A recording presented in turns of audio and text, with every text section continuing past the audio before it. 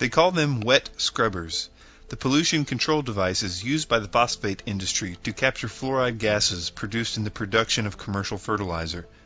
In the past, when the industry let these gases escape, vegetation became scorched, crops destroyed, and cattle crippled.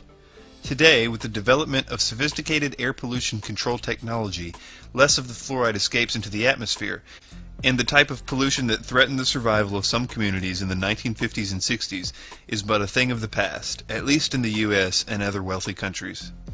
However, the impacts of the industry's fluoride emissions are still being felt, although more subtly, by millions of people who for the most part do not live anywhere near a phosphate plant. That's because after being captured in the scrubbers, the fluoride acid, hydrofluorosilicic acid, a classified hazardous waste, is barreled up and sold, unrefined, to communities across the country. Communities add hydrofluorosilicic acid to their water supplies as the primary fluoride chemical for water fluoridation. Even if you don't live in a community where fluoride is added to the water, you're still getting a high dose of it through cereal, soda, juice, beer, and any other processed food and drink manufactured with fluoridated water. Fluoride has been and remains to this day one of the largest liabilities of the phosphate industry. The source of the problem lies in the fact that raw phosphate ore contains high concentrations of fluoride, usually between 20,000 and 40,000 parts per million, equivalent to 2 to 4% of the ore. When this ore is processed into water-soluble phosphate via the addition of sulfuric acid, the fluoride content of the ore is vaporized into the air, forming highly toxic gaseous compounds, hydrogen fluoride and silicon tetrafluoride. In the past, when the industry had little, if any, pollution control, the fluoride gases were frequently emitted in large volumes into the surrounding communities, causing serious environmental damage. In Polk County, Florida, the creation of multiple phosphate plants in the 1940s caused damage to nearly 25,000 acres of citrus groves and, quote, mass fluoride poisoning, unquote, of cattle. It estimated that as a result of the fluoride contamination, the cattle population of Polk County dropped 30,000 head between 1953 and 1960, and an estimated 150,000 acres of cattle land were abandoned. Damage to vegetation and livestock caused by fluoride emissions from large industry has resulted, as one might expect, in a great deal of expensive litigation. In 1983, Dr. Leonard Weinstein of Cornell University stated that certainly there had been more litigation on alleged damage to agriculture by fluoride than all other pollutants combined. While Weinstein was referring to fluoride pollution in general, his comments give an indication of a problem facing the phosphate industry, one of the most notorious emitters of fluoride in the early days. So too does an estimate from Dr. Ewan Groth, currently a senior scientist at Consumers Union. According to an article written by Groth, fluoride pollution between the years 1957 to 1968, quote, was responsible for more damage claims against industry than all 20 nationally monitored air pollutants combined. According to Hodge and Smith in 1977, the primary reason for the litigation against fluoride emitters was the, quote, painful, economic, disastrous, debilitating disease that fluoride causes to livestock.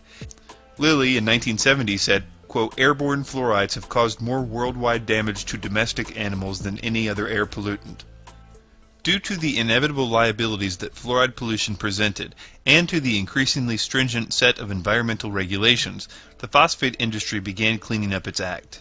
As noted by Irving Bellick, a chemist at the U.S. Public Health Service, quote, in the manufacture of superphosphate fertilizer, phosphate rock is acidulated with sulfuric acid, and the fluoride content of the rock evolves as volatile silical fluorides. In the past, much of this volatile material was vented to the atmosphere, contributing heavily to pollution of the air and the land surrounding the manufacturing site. As awareness of the pollution problem increased, scrubbers were added to strip particulate and gaseous compounds from the waste gas. Considering the great demand among big industry for fluoride chemicals as a material used in a wide variety of commercial products and industrial processes, the phosphate industry could have made quite a handsome profit selling its fluoride wastes to industry. This was indeed the hope of some industry analysts. However, the U.S. phosphate industry has thus far been unable to take advantage of this market. The principal reason for this failure stems from the fact that fluoride captured in the scrubbers is combined with silica. The resulting silica fluoride complex has in turn proved difficult for the industry to separate and purify in an economically viable process. As it now stands, silicofluoride complexes, hydrofluorosilicic acid and sodium silicofluoride, are of little use to industry.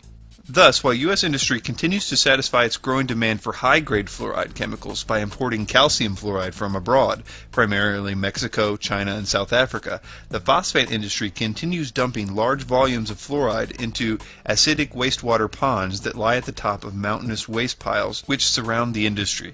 Of course, not all the phosphate industry's fluoride waste is disposed of in the ponds. As noted earlier, the phosphate industry has found at least one regular customer of its silicofluorides: municipal water treatment facilities.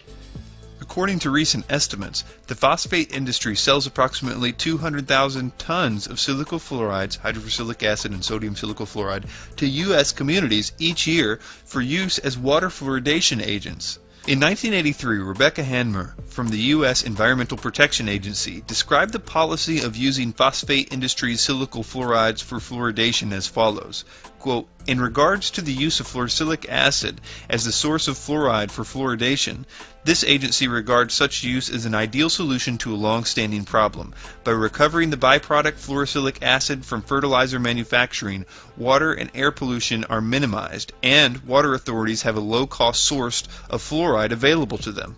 Another EPA official, Dr. J. William Hersey, the current Senior Vice President of EPA Headquarters Union, recently expressed a different view on the matter. According to Hersey, quote, "If this stuff gets into our air, it's a pollutant. If it gets into a river, it's a pollutant.